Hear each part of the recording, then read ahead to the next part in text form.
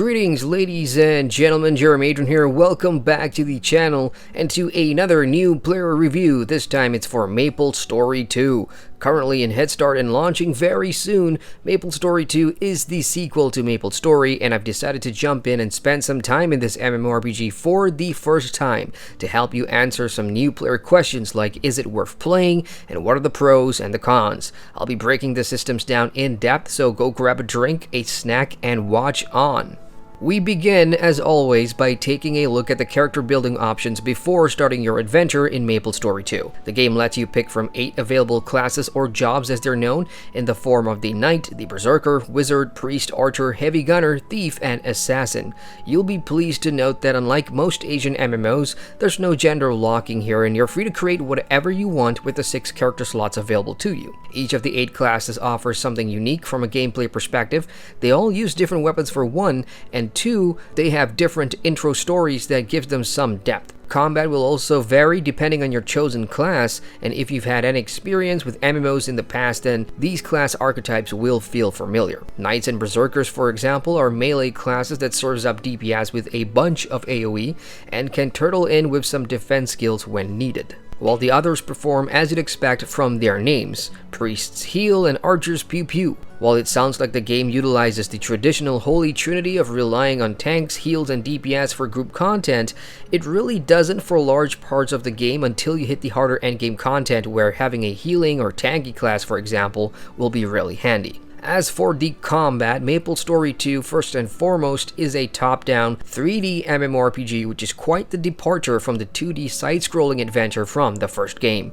As a result, the combat is influenced by the ARPG genre, and it suits the game very well. It's not quite Diablo 3, Path of Exile, or Grim Dawn in that regard, but it feels just right for the game. Players fire off class skills or basic attacks using the hotkeys of your chosen controls, and there's 3 of them to choose from: mouse only, mouse and keyboard, and Xbox controller as well, which is nice. Everything is easily remappable for convenience, and combat largely boils down to taking out packs of trash mobs out in the world, in dungeons, and in solo instances. The amount of skills your class starts with and subsequently earns via leveling up feels well paced, so combat doesn't get repetitive early on. And a cool feature in MapleStory 2 is the ability to macro a string of skills into one command, which fires off your chosen skills in sequence based on availability of cooldowns. Animations for skill executions aren't the best, and in large group fights things just become a blur of whirly AoE, but it's easy on the eye, especially when you're out there killing things solo. Overall though, combat for me, after 50 levels on my Knight, it feels just right. It's smooth, and that caught me off guard. There's also a resource mechanic to be aware of for combat skills, and taking my Knight for example, some skills consume spirit, which depletes fast if you're spamming your best skills, and a quick way to replenish spirit is by running over the bubbles that did enemies drop once you've killed them. So in most cases, you never run out, which helps with the combat fluidity, except in boss fights, and that's where you'll have to think about your skills and what to do next. The second resource you have is stamina, used for skills like dashing away or closing the gap type of skills, which replenishes over time, and they do play a part, especially in boss fights too, where players will need to escape or distance themselves from certain fight mechanics. Don't let the art style and cartoon charm fool you. It's not just fluff down here at MapleStory 2. The game does offer modern MMORPG content for players to participate in, and post-level cap content can be a challenge as well. For PvE content, you'll get a good mix of things to do in-game, from the monotonous and mandatory main quest chain, which is great for XP, and in between, as you gain levels, side quests become unlocked in maps all over the world, which are largely standard in design with a bit of story thrown in that reflects the NPC's motives or struggles, which ties into that particular map. What I really enjoy though are the community server-wide mini-games that pops up every half hour. They're clever, hell lot of fun to do, and they do offer good XP as well, which is a great way to take breaks from story and other content. There's a bunch of mini games to choose from quizzes to dancing games to platform races. These bring players together seamlessly on a server, and I admit I had a lot of fun in these, and winning them do reward you with bonus buffs occasionally, in addition to K coins that can be spent on useful items. Group content is no pushover here. There's tons of dungeons that you'll come across and unlock as you level up via the main story. Dungeons are quick in, quick out thanks to the functional LFG tool, with interesting enough mechanics and a boss fight within them to keep you on your toes for combat. The difficulty gets a lot more challenging the higher you go, which I appreciate, and overall there's enough variety to keep you guessing what's next on your first playthrough. Besides gearing up from the main story, dungeons are also fantastic for getting better gear for slots that wouldn't drop from questing otherwise, for things like earrings, rings, and amulets. Post level 50, you will get started on the gear score grind to be effective enough to run hard mode dungeons and the raid, which are the game's main form of endgame content at the moment, to earn the best in-slot items for your classes. Level 50 also opens up daily quests and daily missions to keep things interesting at the cap. Elsewhere, there's world content too in the form of exploration for map completion objectives, world boss fights that are on timers, and these guys, depending on the level of the map, come with a huge chunk of HP, so it's a blast spending 5 minutes and sometimes more with a ton of other players to take down these world bosses for trophies and stuff. And speaking of trophies, achievement hunting is another form of content progression that plays a big part in the game, and there's so many ways to earn a variety of them that gives you cool titles such as rewards, and we'll explore that more in the breakdown of the progression section. And rounding up the PvE content is the game's robust housing system, which is fantastic and impressive. Another contender for MapleStory 2's Best Feature Award. And then there's life skills as well, like gathering, fishing, and more, which we'll explore in more detail coming up. For PvP, MapleStory 2 offers some familiar competitive content for players, beginning with open world PvP on certain level 50 maps. Entering an open world PvP map will warn you that you can be freely attacked here while you're questing or exploring, so ganking or getting ganked is to be expected. Let's take a minute. I had just hit the record button here and this guy jumped me, and he melted so fast, which never happens to me in PvP, ever, so I must be doing something right. Heh. Outside of world PvP, players can take part in more organized fights in the form of arena battles, which you can access through housing as well, and then there's guild versus guild for pride and glory. Now, before the launch of Headstart and the closed beta testing, MapleStory 2 did have a Battle Royale mode called Mushroom King Royale or something, which is a fully functional Battle Royale game mode. And while I only took part in one match, it does seem pretty interesting, and they will apparently bring back the Battle Royale for PvP seasons in the future, so this could be an interesting thing to keep your eye on. Overall, there's a lot to do in MapleStory 2, which is impressive for a free-to-play game, and I like that you're allowed to pursue them at your own pace, especially for what players may consider the more fun sandbox elements in-game. While some content is more well thought out, fleshed out, and fun than others, it's a good start at least, and one hopes the developers build on that foundation for future content. For progression, there are many ways to grow your character in-game and your account as well. Beginning with character. Leveling for experience is standard routine, and XP sources come from everywhere you'd expect, like questing, dungeons, and killing monsters. But right now, in the Headstart, the main story quests are the best and most efficient way to level up to the cap of 50. This doesn't take long at all, and by simply following the main story, which totals to about 20 hours of casual playtime for me, you'll hit the start of the endgame grind. So what happens at level 50?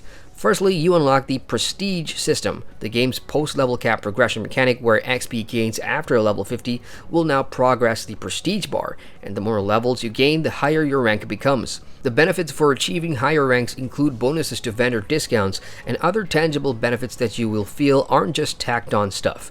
They're rewarding and worth the grind in the long run. There are 100 prestige ranks to grind for, and XP is reduced once you hit prestige, so this is where the game may start to feel grindy for you folks that want to climb that hill fast. And keep in mind, this will be a very long progression system, and even in Korea, where the game launched 3 years ago, players are only just hitting that cap. And the good news is, prestige is a count-wide, and that does take the sting out of leveling alts. As one Maple guildmate told me, Maple wouldn't be Maple without the grinds.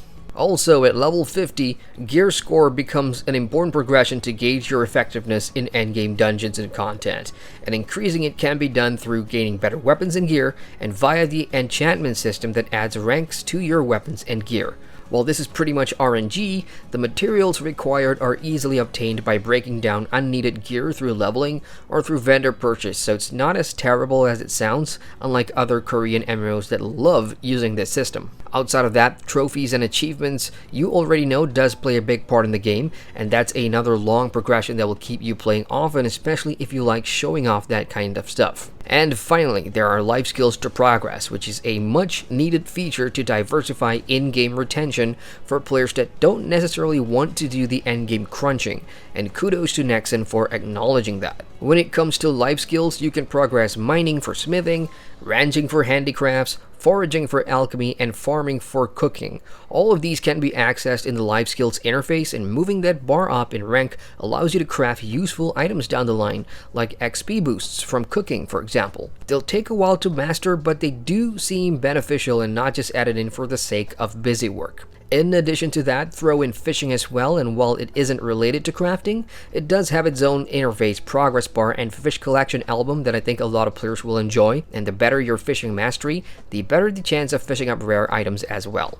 For social activities, there's music performance, and the game lets you play music instruments that you can manually compose music for, use pre-generated tracks, or compose your own into a track. And performing in public, believe it or not, progresses your performance mastery, which at higher levels unlocks cool new animations and such. If all of that wasn't enough, the housing system in-game is also another form of progression, so as you get more creative with more items and decoration, your interior design mastery increases, and better ranks here simply means better tools to play with, and wow your friends and the community whenever they visit, and they can and will upvote your house if it's great into the recommended section if you care about that stuff.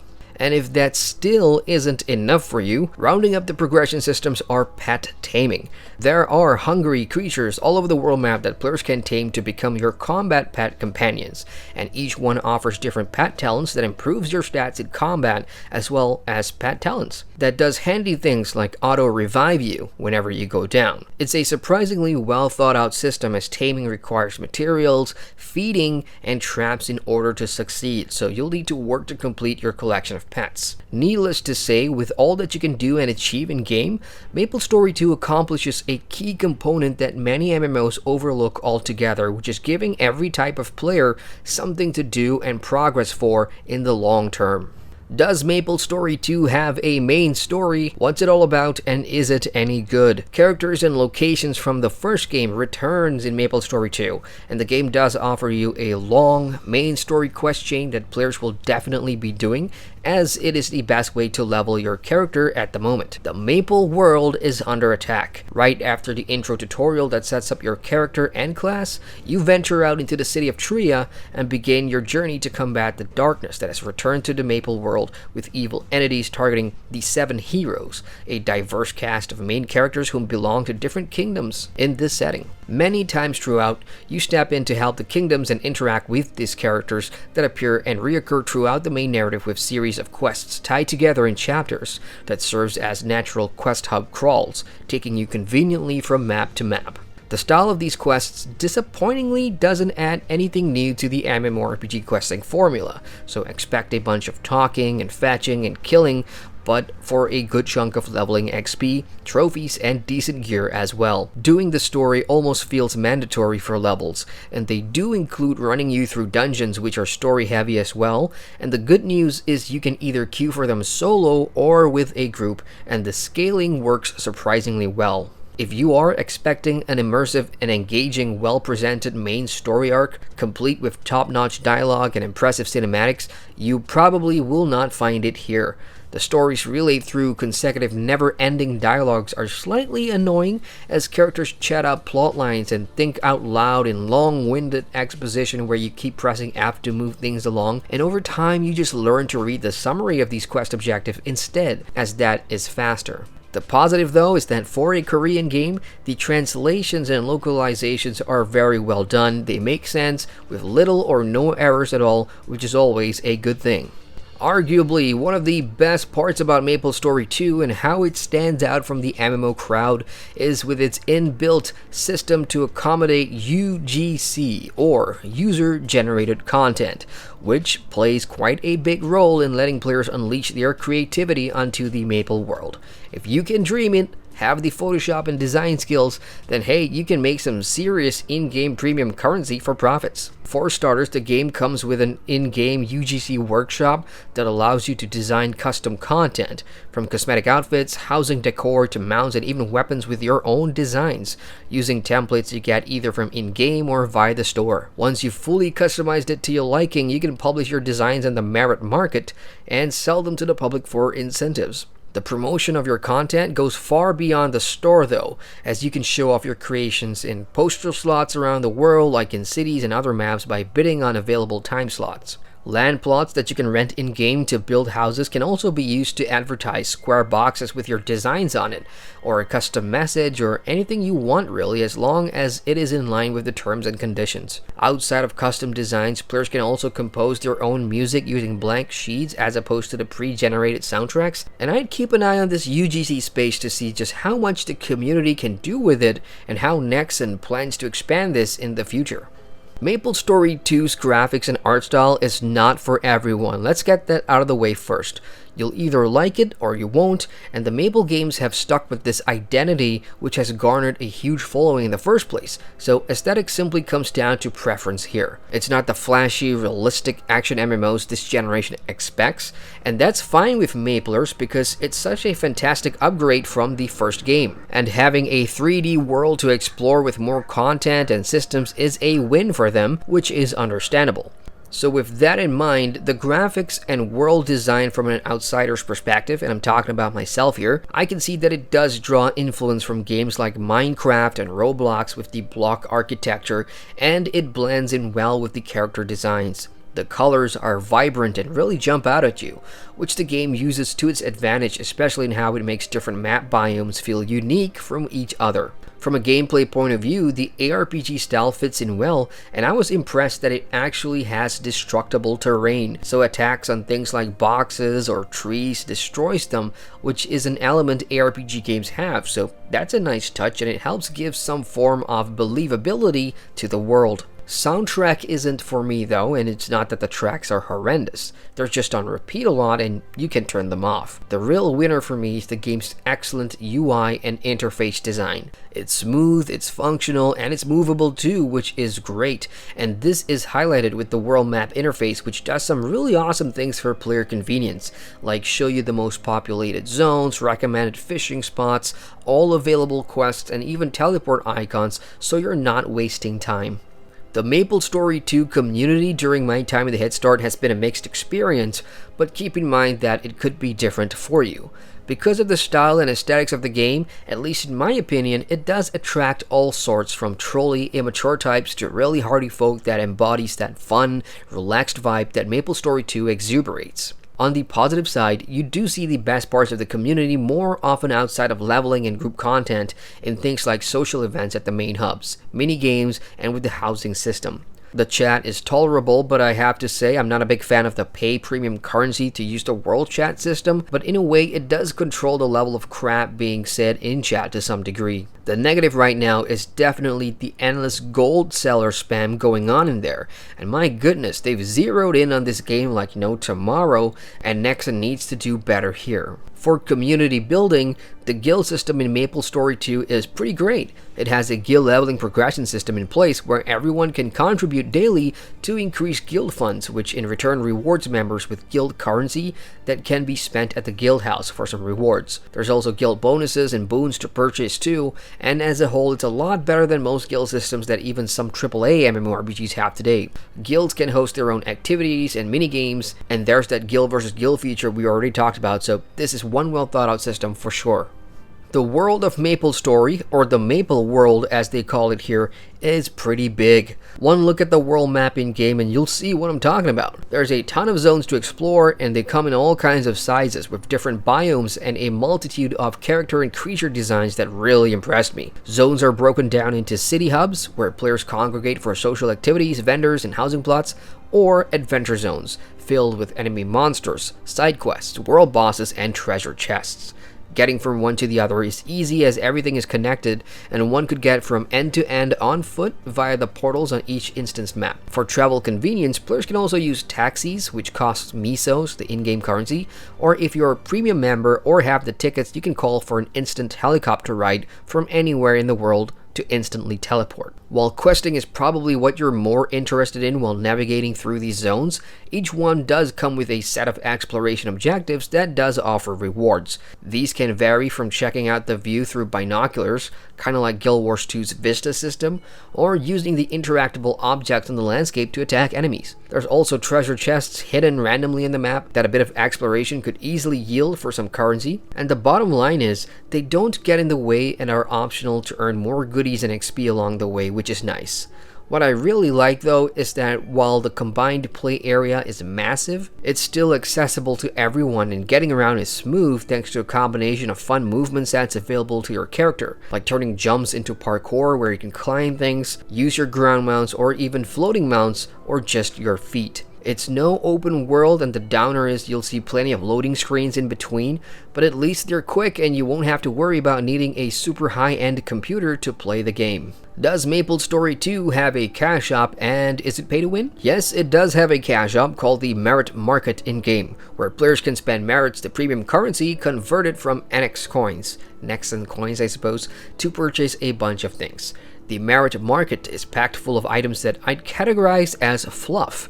No offense, but that's truly the case, and if it makes you feel any better, it's good fluff I suppose. You can buy things like mounts and musical instruments, housing decorations, chat bubble styles, emotes, cosmetic outfits, and my personal favorite, player-designed items from the UGC workshop, which we've already talked about. It also sells the usual convenience services we expect to see in today's MMOs, like name change tokens and instant helicopter rides as part of the quality of life package. Where players may debate the advantage of paying for buffs and boosts comes in the form of the game's optional subscription called the Premium Club membership, which costs about $5 or less a month, and it offers quite a large amount of convenience boosters from increased XP, increased movement speed, unlimited helicopter rides, and a stack of potions daily, just to name a few. After much research and skimming through the cash shop items, it's hard to pinpoint anything that screams of deliberate pay to win to Nexon's credit.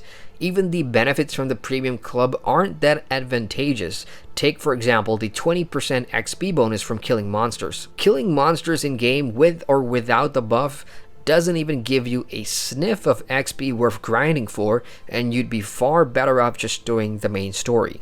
Thus, we come to the conclusion of my in-depth look at MapleStory 2, my friends, and let's now talk about value, both time and money. After all we've discussed, from content to life skills to just having fun with friends online, how much does all of that cost? Nothing. Absolutely free to play, which is perhaps the best thing about all of this, considering just how much you can do in-game without being roadblocked by a paywall. Having said that, you are now aware about the cash shop and Premium Club benefits, but that will come down to just how much of the benefits you personally value and feel like you need to own. As many in the community have already told me, it doesn't bother them and it doesn't scream of pay to win, which in many regards is true due to the nature of the items being sold in the Merit Market and the Premium Club bonuses themselves. If you want to have these quality of life and convenience bonuses, however, coming in under $5 for 30 days is on the cheap side, and I have seen MMORPGs offer far less for a higher asking price with their optional subscription, so go figure. From a time sink perspective, getting to the endgame is easy, but that's where the real treadmill starts, as progressing your prestige rank alongside increasing your gear score and other masteries and item enhancements will be a long process for the long term, and if that doesn't interest you, it takes relatively no time at all to jump in and start having fun with the more social and sandbox type of content, which is arguably as much fun as anything else the game has to offer. If you have been eyeing this game since its launch in Korea and have never played it before, I'd say give it a shot. You've got nothing to lose but time in this case. And that wraps up my new player review for MapleStory 2. Honestly, this game surprised me in many ways, and that doesn't happen very often. I jumped in with a AAA MMORPG mindset and came out of it not caring about any of that stuff, because large parts of what MapleStory 2 showed me in my adventures and in between was fun, and that is what matters. For an MMORPG, the game's tendency to stick to traditional MMO formulas, like for its questing system and character progression, may be dull for MMO veterans, but it's the other non-conventional stuff that really shines, as they do feel modern by today's MMO standards. So for those of you interested in checking the game out, you can do so for free on October the 10th when the game launches officially through the Naxxon website or through Steam. So hit the like button if you enjoyed the review, and do share the video if you thought it was informative, and feel free to subscribe to the channel for more MMO content. Once again, I'm Adrian, and I thank you for watching. Hey folks, welcome to the end screen. Thank you very much for watching that video. If you want to watch more, you can click on the cards at the bottom here, and feel free to subscribe to the channel with the button down there, which will give you notifications on all my latest uploads. Later, Gator.